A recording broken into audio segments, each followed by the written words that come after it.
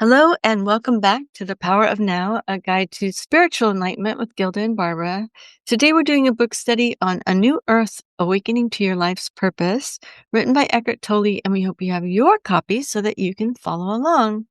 Today we are on Chapter 10, Section 5, A New Earth, Consciousness. My name is Barbara Wainwright, and I'm here with Gilda Simonet. Welcome, Gilda. Thank you.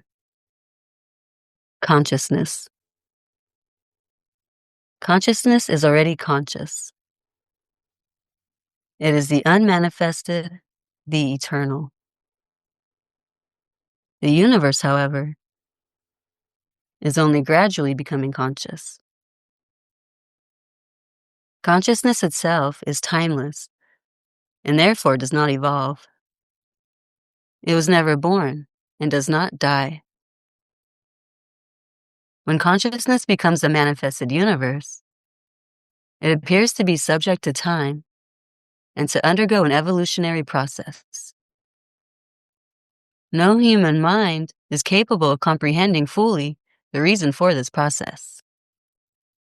But we can glimpse it within ourselves and become a conscious participant in it. Consciousness is the intelligence, the organizing principle behind the arising of form.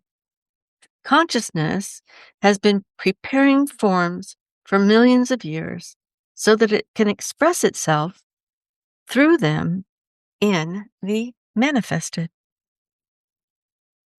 Although the unmanifested realm of pure consciousness could be considered another dimension, it is not separate from this dimension of form. Form and formlessness interpenetrate. The unmanifested flows into this dimension as awareness, inner space, presence. How does it do that? Through the human form that becomes conscious and thus fulfills its destiny. The human form was created for this higher purpose, and millions of other forms prepared the ground for it. Consciousness incarnates into the manifested dimension. That is to say, it becomes form. When it does so, it enters a dreamlike state. Intelligence remains, but consciousness becomes unconscious of itself. It loses itself in form, becomes identified with forms. This could be described as the descent of the divine into matter. At that stage in the evolution of the universe, the entire outgoing movement takes place in that dreamlike state. Glimpses of awakening come only at the moment of the dissolution of an individual form, that is to say, death. And then begins the next incarnation, the next identification with form, the next individual dream that is part of the collective dream. When the lion tears apart the body of a zebra, the consciousness that incarnated into the zebra form detaches itself from the dissolving form, and for a brief moment awakens to its essential immortal nature as consciousness, and then immediately falls back into sleep and reincarnates into another form. When the lion becomes old and cannot hunt anymore, as it draws its last breath, there is again the briefest of glimpses of an awakening, followed by another dream of form. On our planet, the human ego represents the final stage of universal sleep, the identification of consciousness with form. It was a necessary stage in the evolution of consciousness. The human brain is a highly differentiated form through which consciousness enters this dimension. It contains approximately 100 billion nerve cells called neurons, about the same number as there are stars in our galaxy, which could be seen as a macrocosm of the brain.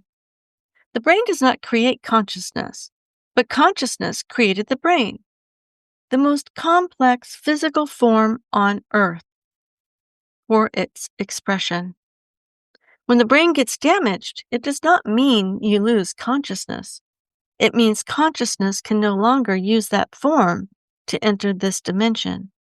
You cannot lose consciousness because it is, in essence, who you are. You can only lose something that you have, but you cannot lose something that you are. I think in this section, when he's speaking of consciousness, it's the same to me as speaking of the soul, because our soul is immutable. It isn't something that's born or dies, it is. And it is timeless.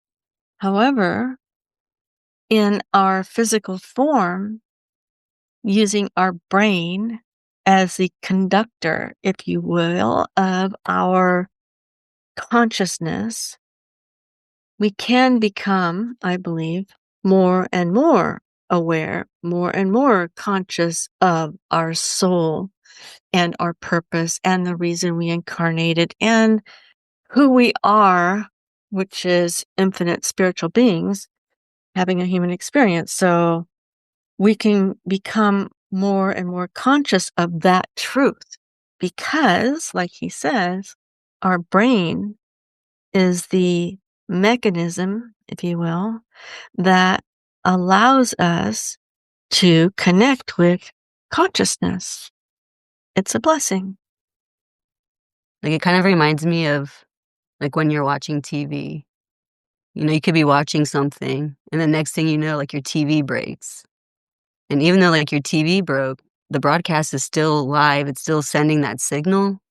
You just can't see the broadcast until you get a new TV. And then once you get a new TV, you'll be able to see, like, the picture again, you know? So it's like, just because the TV broke doesn't mean that, like, the network stopped, running that signal. It's just that you need a new TV. And it's kinda like your body and brain, that's like the TV. Like, you can be unconscious. It's like, things aren't working the way they should be, and consciousness is like the TV signal, that's broadcasting whatever you're watching.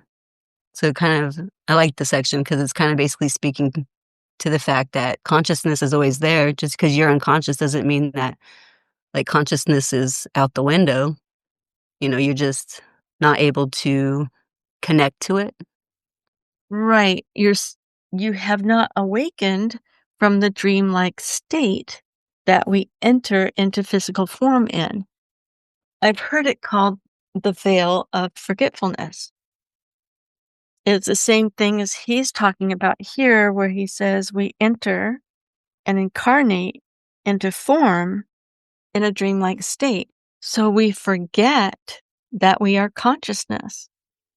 And this physical life that we live here seems like it's all that is.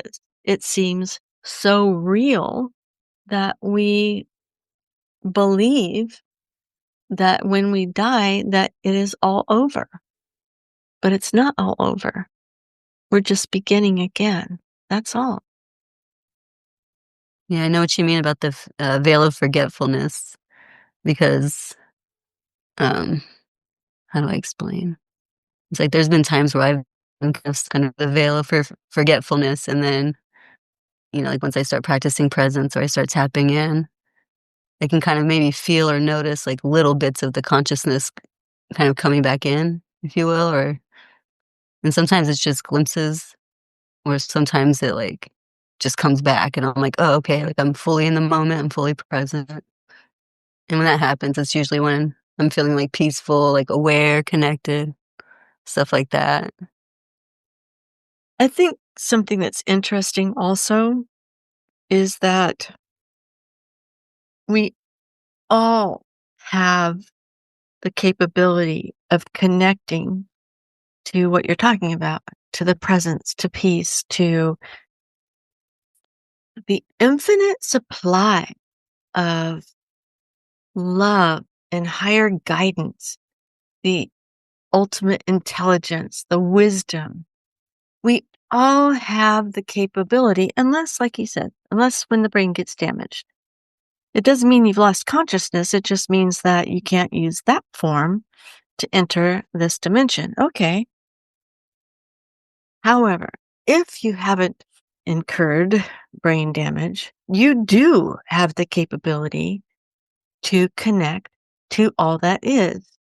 And when I say all that is, I'm talking about the higher dimension of the universal mind, where you can get answers to questions like, why am I here?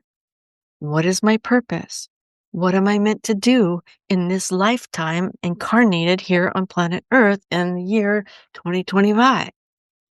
Your connection to all that is can give you the answers to those types of questions that can help you to live a very fulfilling life. Yeah, so it's almost like how your mind is, it's like you can just be super unconscious and, like, think that, like, that's all there is, and that's all life has for you is whatever goes on in your unconscious life, but on the other side of things, there is consciousness, and it's, like, just a matter of piercing through the veil of forgetfulness to get there, right? Like, I don't know Right. what to say. That's a good way to say it, piercing through the veil of forgetfulness. And how do you do that? And there's so many people that haven't even thought about doing that, that are completely unaware that there is a higher consciousness and all they have to do is tap in. But then the question is, how do I tap in? And there's lots of ways to do that. And I'm sure there's lots of masters out there that have shared this information. Meditation is probably the most common way to tap in by quieting the egoic mind, getting clear, getting quiet, and tuning in. There are other ways. Yeah, I was speaking to someone today about, like, the inner body, and, like, all you have to do is just, like, look at your hand or, like, close your eyes, but then use your, like, mind's eye to know that your hand is there, and then once you, like, feel your hand, you can start kind of feeling, like, the tingling sensation, and then from there, you just start working on other parts of your body until you're just, like, flowing in the tingle, and that's, like, another way to tap in, because 'cause That's you're not worried about the future, and you're not worried about the past, you're Yeah, you're just focused on the present. energy in your body, right? Yeah, exactly. It's beautiful. That's a really beautiful way to do it because a lot of people get hung up on meditation because of the egoic mind being so busy.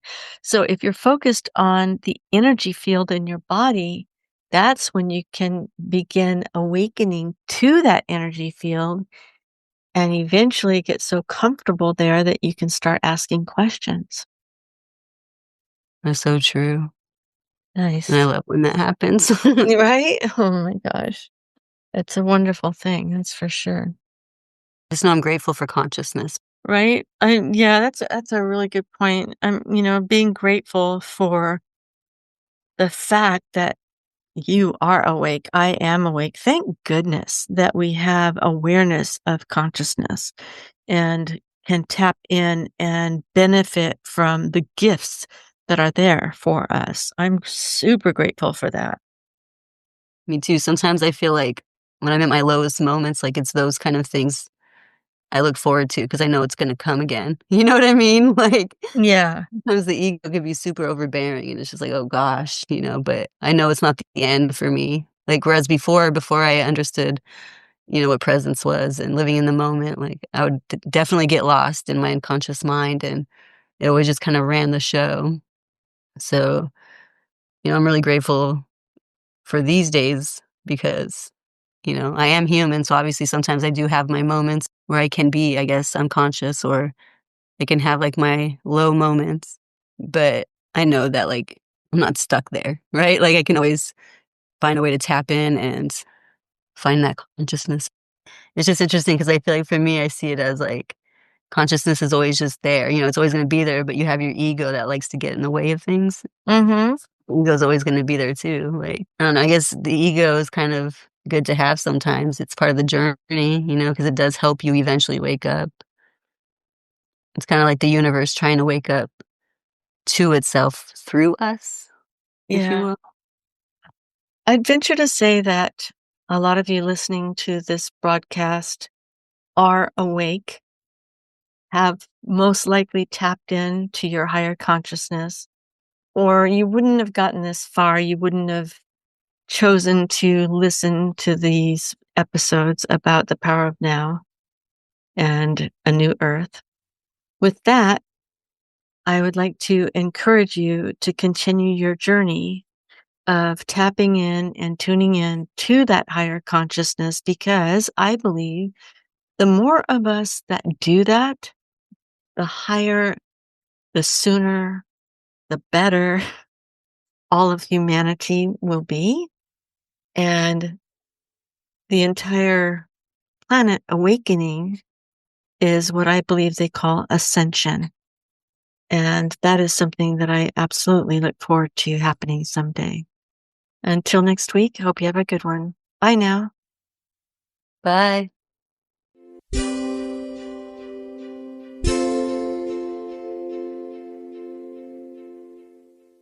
If you've enjoyed this podcast and you'd like to go deeper into a spiritual conversation, you can join our Facebook group, The Power of Now, A Guide to Spiritual Enlightenment with Gilda and Barbara. Or you can contribute by going to wainwrightglobal.com/go/support.